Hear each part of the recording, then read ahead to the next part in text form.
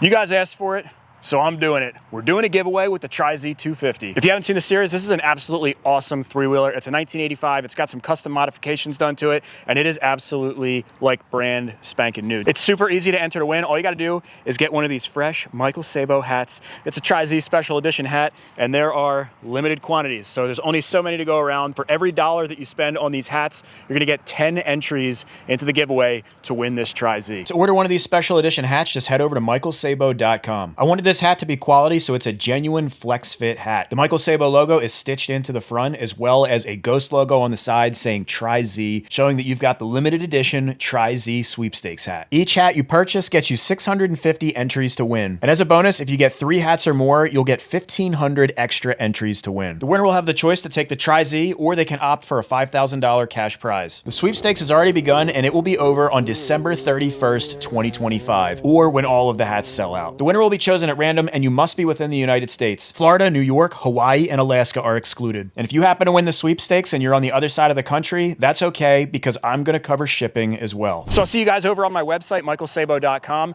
and good luck winning this Tri-Z. In this episode, we're gonna fix that front end issue we've got with the 450R by putting some longer Elka shocks on the front. We're also gonna go over some updates on the Tecate 4, the Gas Wild HP 450. We'll talk about a couple future projects that are on the way. I'll show you some other cool stuff that I just picked up. I've also got some exciting news and some updates for the channel. And at the end, we're gonna hang out with Craig, the bearded mechanic. All right, guys, let's get in the shop. Tell you what, guys, it's been extra busy around here. I've got some updates I want to get into. I've got the Tecate, I've got the 450R, I've got some cool equipment, and I also have a garage update that's actually super exciting. So this is sort of like an update video, but I do have something cool right here, man. We got the Elka shocks. So we're gonna go right into the 450R. If you guys remember, people were jumping down my throat in the comments, man. They were like, oh, the front end is too low on the 450R. Yeah, like I was aware. The shocks were just a little bit too short. Those were rebuilt and extended as long as the stock shocks could go. Rocket Ron, he does rebuilds on those shocks to where he can actually lengthen the shock bodies. Not lengthening them, but he replaces them with longer shock bodies. And that's about as long as you can go with the stock 450R shocks. And it was about an inch shy of what we needed. So I sold those shocks, and we've got the replacements right here. I've been dying to get these on there because I want to see what it looks like from, you know, the way it's supposed to look anyways. And I did get at least one test ride with the old shocks, and they were super plush, man. The quad handles incredibly. It really, really was nice, but you could feel the front end was dipping a little bit. Like it felt a couple times, not like dangerous where it was gonna dip into the sand and tip or something, but you could feel it was just a little bit too low. So these should fix it. I've never gotten brand new Elka shocks before, so that's kind of why I wanted to share this with you guys. They come in a really nice box, and what I thought was really cool, I ordered these from Alba. I figured ordering them from Alba would be the best place to order from because my A-arms are Alba, and that was actually the issue with the shocks being shorter from before. Depending on what brand A-arms you have, they require different length shocks, especially if you're going long travel. And those shocks that Rocket Ron had built would have worked for other A-arms, but not for the Alba ones, unfortunately. So I went with Alba because I'm like, you know what, if I ordered Alba A-arms, I would hope that they would send the right length shocks. So what was cool, though, is that they reached out to me and they wanted to double check and make sure of which A-arms I was running, what year of the machine and everything. Even though you fill that in on the website, they just want to double check because these are supposedly custom made for the machine and my body weight and everything like that. So, you know, they don't want to have to do it twice. And they have right here on the side the information from this shock build, which is pretty cool, and it makes me feel confident that it's the right shocks inside. So let's pop this open. Got these damn staples in here. I hate these things. I'll probably get cut on that later. All right. Got some papier. Oh, dude. Look at these bad boys. I think that's just about it. Packing and shocks, that's it. Straight in the trash. Oh man, check these things out. So these are the first set of new Elkas. I think the only other new set of shocks I've ever gotten was, man, you can see these things are super long. The only other new set was my Fox floats that I got for the 250R because, man, suspension is just not cheap. Dude, these things look beautiful. Dude, look at the reservoirs. And they're not that heavy either. I thought they'd be a little bit heavier. These are really nice, man.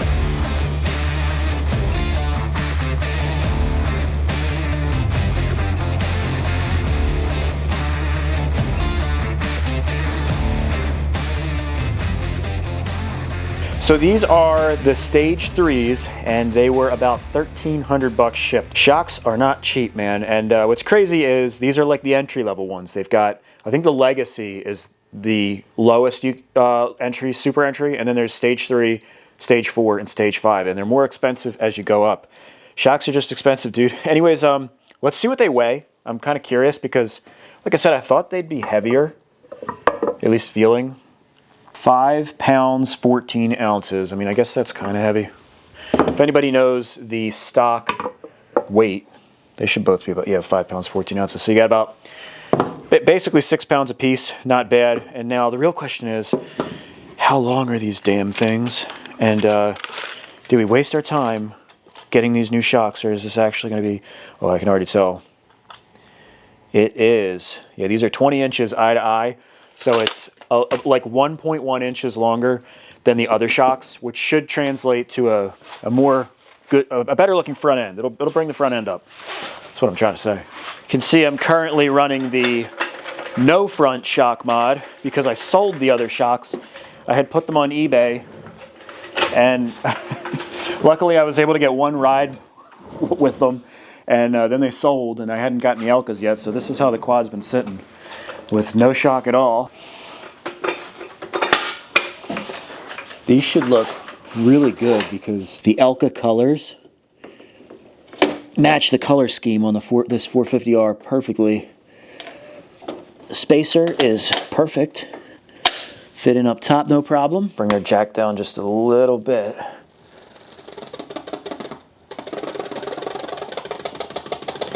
Oh, right about there. Okay.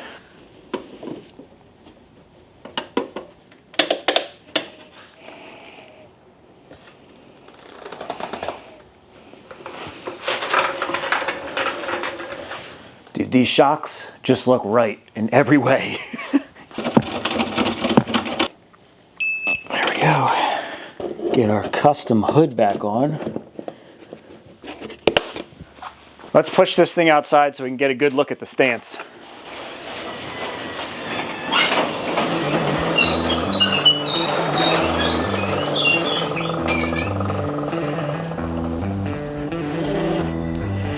Oh yeah, man. You guys are right. It looks way better.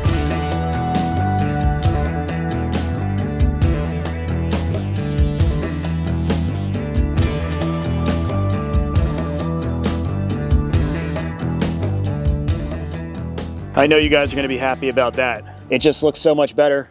It just looks correct. You know what I mean? It will be interesting to see what it runs like. Well, it runs, but how it rides. They really do look so good, though. It just fits the build so nice. I really like, they're kind of like streamlined. It's almost like the skinny cans, you know, like in beers and stuff, but for reservoirs. It just looks really good, and all the little billet dials and stuff, really, really good looking shocks. And now we've got a quad that just looks right. Okay, so the 450R is up to date. I've got some stuff behind me. Got the Tri-Z. I'm sure you guys saw we were doing a sweepstakes with that by popular demand. I had it up for sale, and so many freaking emails and comments of people saying, do a sweepstakes, do a sweepstakes. And I've always wanted to do one like really legit with the website and everything. So it's live, man. It's ready to rock and roll. I do love this thing, dude. It's kind of sad giving it away. We got the Tecate right here, and that's basically the Tecate is part of the reason that I decided that the Tri-Z's got to go. So as you guys know, I have quite a few quads and dirt bikes. I have managed to sell a couple of them, but it's really difficult for me. If you've ever restored something, the amount of time that goes into these and stuff, it's like you never really get it back and all. And I kind of had to come to an agreement with myself that, you know, I've been looking for a new house. I've been looking for a house and with land and a garage and everything. And I'm like, where can I keep all these machines and stuff? And then I was thinking, do I really want to be one of those people that has a collection? I mean, collections are awesome, but does that really make a difference for me? Like, am I really going to use those things, or they're probably just going to sit there and collect dust? But there is like a small collector in me, and I decided, you know, as a kid, my favorite quads in the world, I used to literally have these dreams, and I'd wake up and be like, oh my gosh, I wish it was real. And my dream was to have the 3 2-stroke 250 sport quads from the 80s, which is the Tecate 3 or Tecate 4 right here, the Suzuki LT 250R, and the TRX 250R. So I made a deal with myself. From a collector's standpoint, I can keep those 3. So I'm going to keep the Tecate. We're going to restore the Tecate. It's going to be like brand spanking new. I'm probably going to do another 250R because mine is awesome, but it's super radical. Like, it's not even, practically not even an original 250R anymore. So I'll probably do like a more stockish one, you know, that's down the road. And I'd really like to do an LT 250R. I've got such a soft spot for the quad racer, man. A lot of you guys probably know the first ever real big boy quad I had was a 1988 LT 250R, which I did restore. That was my first restoration. I did that with my dad when I was like 13 years old. And I'm sure by today's standards, it would be absolute garbage. I remember I blew it up like, I think 3 or 4 times. I blew the piston up, and it's because I just didn't know what jetting was. And it just kept melting down. And I'm like, well, what the hell, man? Why does this keep happening? Well, you know, now I know. So for that reason, I decided, as rare as the Tri-Z is, and it was so difficult getting all the parts for this together and stuff, that's why it's extra hard to let this one go. There's lots of custom pieces like the front headlight, the cage and stuff that goes on there. But I think this is going to go to somebody that's really going to appreciate it. And the sweepstakes, I know you guys love doing that. So if you guys didn't notice, I mean, I'm sure you saw at the beginning of this video, if you go to the website, it's going to be running until December 31st. So that is live now. You guys can go over there. I appreciate everybody. I got a ton of orders already. And just very, very much appreciate everybody that participates and helps support the channel and helps me do what I do here. Now, being that I've decided to restore this bad boy, we're going to need new plastics. So it's not, I don't think I'm going to start this immediately. I'm going to try to acquire a bunch of the parts before I get started so that we're not putting huge gaps between the videos. So the plastics I'm going to need, and I think that's going to be one of the more difficult things to get because, you know, they're good riders. They look good for what they are, but not for a restoration. Man, there's way too many stitches. Gives a lot of character though, man. Looks pretty cool. So I'm putting an APB out. If anybody has a brand new set of original Tecate plastics, please send me an email at michaelsabo350@gmail.com. I would really like to get a brand new set of OEM. I know that Meyer makes new rear fenders, or at least they were for a period of time there. I think you can still get them, but I don't want aftermarket. I really would like to get OEM plastics. There has got to be a set out there. So if you guys know where one is, I'm willing to pay. I'd really like to get that set of plastic. Anybody that's got Tecate parts, I'd be interested to know what you have, as long as it's good stuff. It doesn't have to be brand new, but restoring this thing, it's gonna be tough finding the parts. So I'm putting out the APB now. All right, there is one other thing that I wanna show you guys that I think is pretty cool, man. I'm actually super excited about this. It's something with a motor that you can ride, but it's not my typical thing. Dude, I got a skid steer. This is friggin' awesome, man. Let me take the cover off for you. I actually have it zip tied on because covers for these things are super expensive and it wasn't exactly cheap to buy in the first place. But this tarp actually works pretty nice. Just have to cut the zip ties off. This thing is awesome though, man. And the coolest thing is it's at 91, so it's the same age as me, man. Oh shit. Yeah, my foot is soaked now. That's okay. I wanted it to be soaked.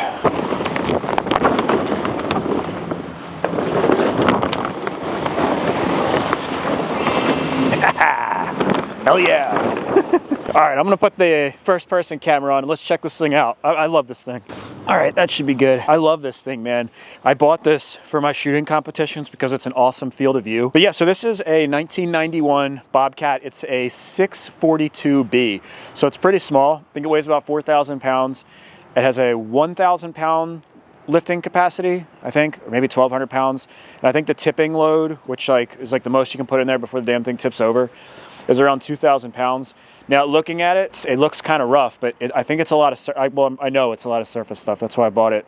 But I mean, you can see, look at the seat. I know that's a good sign when the seat is in good condition and everything is just really tight. There's no leaks. Let's hop in this thing. And the people that I bought it from had these service records for like 20 years. Their granddad had completely maintained this thing and they gave me all the records, which is awesome. And I think it's just in good mechanical shape. So we'll probably do it on the channel. We'll just do like a refresh of this thing and clean it up.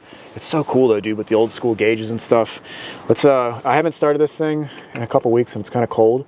So I have yet to learn about this thing and like its characteristics with the cold. So let's see if it fires up at all.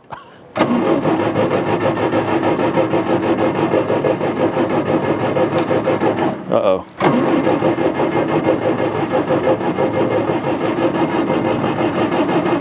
Oh no. Come on, baby.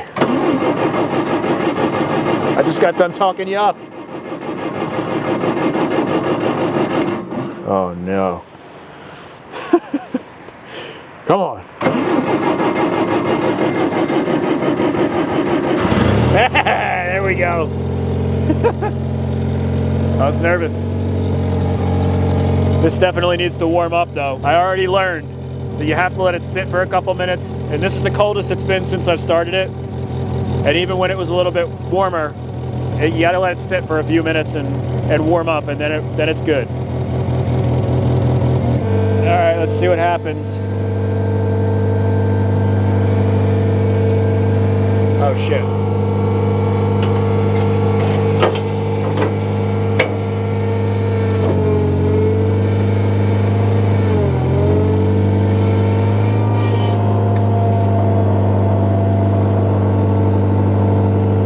I'm just gonna pull it back so you guys can see it.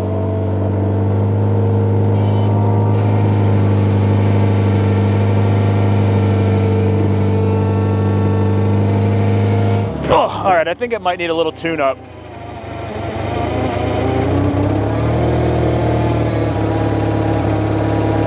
I think it's supposed to do that. But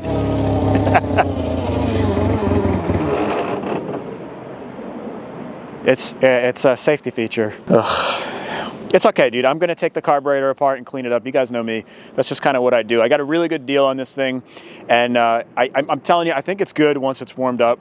So I'll be able to use it the way that it sits. Like I said, we're gonna freshen it up. It's a gasser, it's not a diesel. I kind of like that because, you know, I don't have any other diesel stuff. So, and for the type of stuff that I'm gonna be doing with this, I didn't need anything that was like super heavy duty. I think it's just awesome that I even have this in the first place. So I'm super excited about this. And you might be saying to yourself, man, like, where the hell are you gonna use this thing, Mike? Well, that's a good question, because around here, it would be really difficult, but I'm like 99% sure, guys, that we've got an upgraded garage, man. I think I found a house. It's got a nice garage. We've got land, and I'm 99% there. And unless something goes weird with the inspections and stuff, but pretty sure it's happening, man. I'm super stoked about it. And that is a big part of the reason that the content has slowed down. Searching for a house has just been, it's a lot, man. You're going all over the place. You're checking stuff out. I'm going and doing inspections and all this stuff and doing contracts and, you know, getting mortgages. It's a lot of stuff that goes into that. It's super, super exciting. It's going to really, really help expand the channel. It's just going to be awesome to have a big garage and everything. And I don't want to, you know, get my hopes up too soon here, because you just never know until settlement. But you know, I've had that going on, and then of course the Tri-Z sweepstakes. That was quite a bit of work too, man. Setting up the website and everything, and making sure that everything is integrated so that when people buy a hat, they're automatically entered to win, and it's all automated, which is awesome, man, for me, because when I would do it before, you know, people would be messaging me, and I'd be going through like 100-some messages a day. It'd take up the whole day, and then, you know, it's just there's a whole rigmarole with that. I also had my Partzilla rep out here for 6 days, and we did a ton of cool stuff together. I actually met Craig, the bearded mechanic. I actually let Craig ride the Tecate, and I got it on video, so I'm gonna finish the video out with that. Just a lot of stuff has been going on, man. I can't thank you guys enough for sticking with me and being supportive. I've got a lot of good stuff coming, man. We've got the Tecate restoration. We've got the gas, I forgot about that. I'm gonna do the same thing with that I'm doing with the Tecate, basically gathering all of the parts that I need way ahead of time and then starting the project, because that one's probably going to be even worse than the Tecate in terms of waiting for parts. That's going to be crazy. Just to add to the extra busyness of this year, next week, not even a week away, I'm going to be heading down to Georgia. I'm going to go to the Partzilla headquarters, probably make a video at their headquarters. Not even sure what I'm going to get into down there, and I'll be buying 4 machines while I'm down there. And I'll tell you guys what the machines are. You're probably going to love them. I got a Yamaha Tri-Moto 225, one of the little 4-stroke ones, kind of an interesting machine. A Honda 200X. So I got 2 3-wheelers, And the next two are the ones that you guys are gonna like. I got 2 Yamaha Banshees. So I got one that's pretty nice, and the other one is a little bit clapped out. And that clapped out one is gonna be the next build on the channel. So I'll be going down there to pick those up. I'm gonna be away, you know, for another week. So I'm gonna do my best to get some content out for you guys. I'm working on a start to finish edit on the Tri-Z. I think it's perfect timing to do that since I'm doing the sweepstakes. And that should be up hopefully in the next couple days. Those are a ton of work, man. It takes me a solid like 6-7 days, full days of editing to get those things done. But I know you guys love those videos. So if you enjoyed this video, please give it a thumbs up and also consider subscribing for more content like this. And make sure you go over, get yourself one of these fresh Michael Sabo hats. I've got it on backwards because, you know, we had the camera. So we don't need that camera right now. So we'll just spin it around, man. But it is actually a really nice hat. It's a flex fit. I didn't want to cheap out on it, man. I wanted it to be that, you know, if you're going to enter the giveaway, at least, you know, there's only going to be one winner. But at least everybody gets a nice hat, and it also comes with a little holographic Michael Sabo sticker, because I know there's a lot of people that just wanted hats in general. People have been asking me to do hats for merchandise, so I appreciate everybody that enters. I will see you guys in the next video. Peace out. It actually runs pretty good, if I'm being honest. Is there fuel? There's that, and then in. We're just facing in. I just turned the fuel on. Oh, you did? One good kick, and a little bit of gas, and it'll probably fire.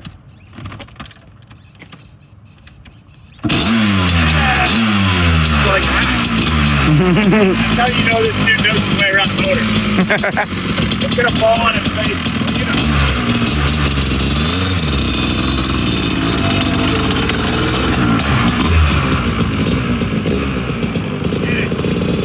Craig's riding the Tecate.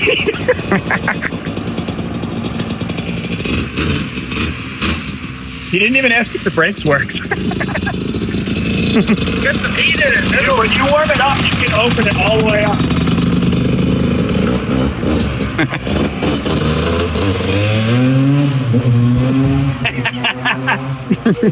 That's all I want. I just wanted him to experience it, and I can tell that he got the experience. I could tell when he walked out and he goes, ooh. There's something about like 80s tube strokes. It doesn't matter if it's 2 or 4 wheels. Like, yeah.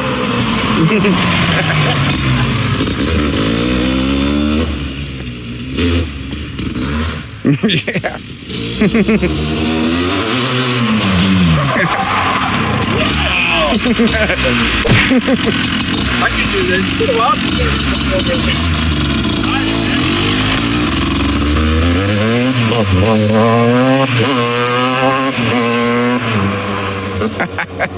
Dude, this is awesome. A lot of times people say they're gonna like test ride something and they're like, that's cool.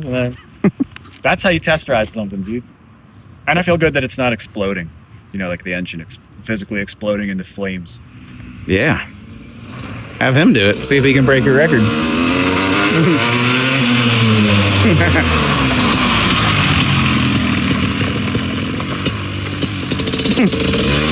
Whee! Yeah. You're fun.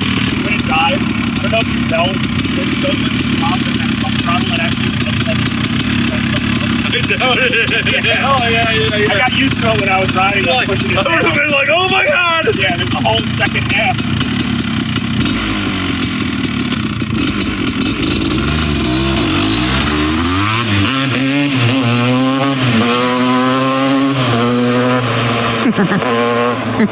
Oh, he doesn't know it, but now we were gonna say it was 7,500, but since he likes it, I'm gonna say it's 10 grand. I was gonna go with 30. 30 grand. Start high, man. Just kidding, Craig. If you're watching this, it's not for sale. But if you offer me 30 grand, it's definitely for sale. 40. We could work with 40. Yeah. I see what you mean. I wasn't on it all the way at first. Oh, really? Yeah. You brought the front hang up on me first, but the first time I'm like, weird. I thought it was, you know, just push the button. And I just shot. It obviously has to be sleep.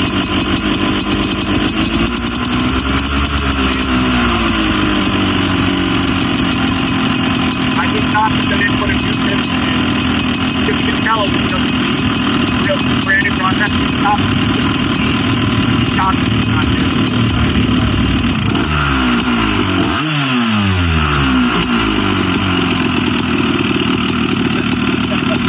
Don't call anybody.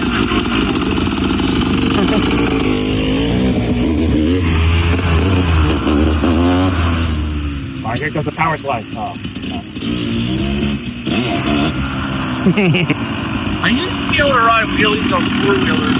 It's not really that wheelie friendly, but I don't think this is turn on. It's actually a good thing, really, for engine, like for racing purposes.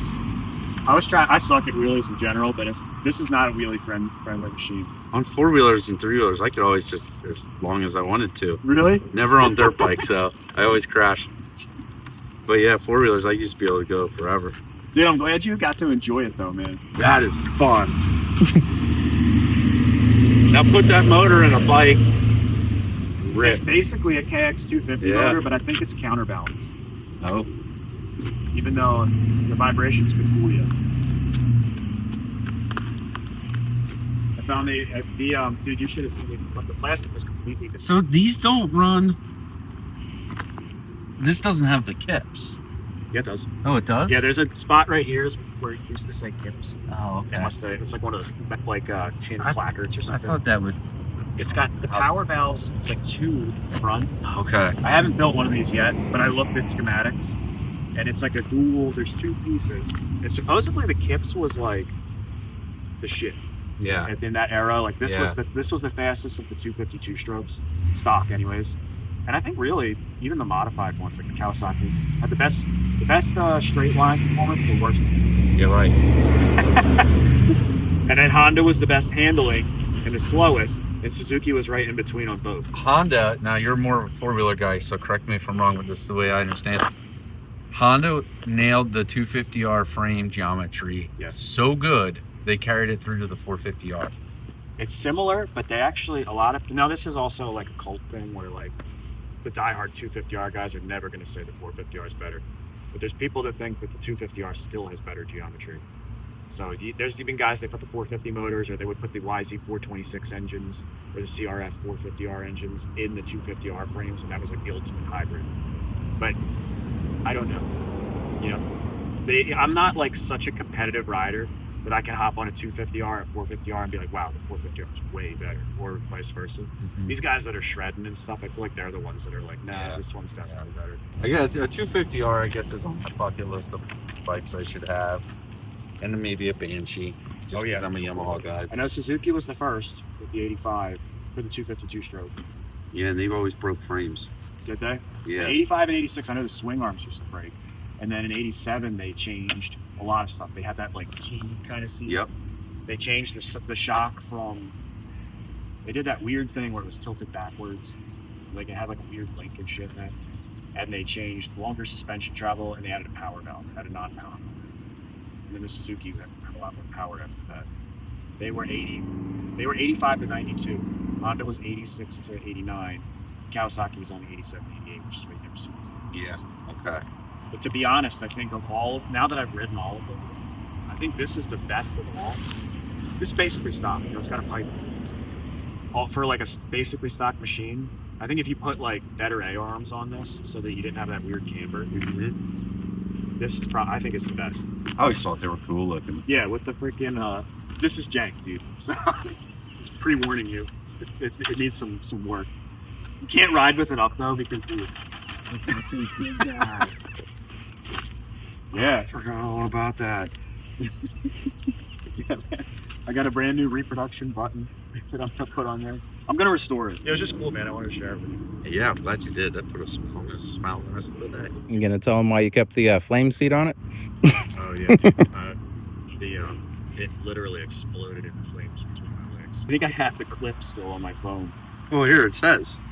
Shut engine off when refueling. Make sure the air is well ventilated and free from any source of flame or sparks. It tells you right there. Yeah, but I put that sticker on after. Oh man, yeah. It's always fun restoring things. And he went to jump off and caught a section of the metal, ripped his shin all the way down to the bone. Oh.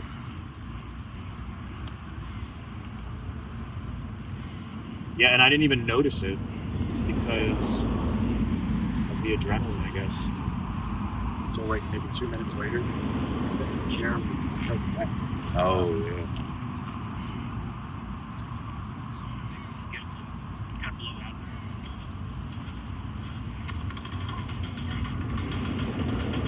Did you just say you're bailing? Yeah. I'm running over to open the garage and just throw it outside because, dude, I'm telling you right now, the flames were concealed. When it started, and there was wet gas all over the case. Look what it kept going. Wow. Amazingly, the kill switch actually. Wow. Yeah, it was pretty amazing. So I'll be right back. Oh yeah, for sure. And that's usually how everybody reacts to you, Mike. I mean, you got a cool bike, but you know, you gotta be cool too, man. What if he just came out with a shotgun and he's like, "This is mine now." The Tecate. I think you'd be like, "With honor, sir." Yeah. I'm ready for lunch, man. This was a good interaction. It's pretty cool.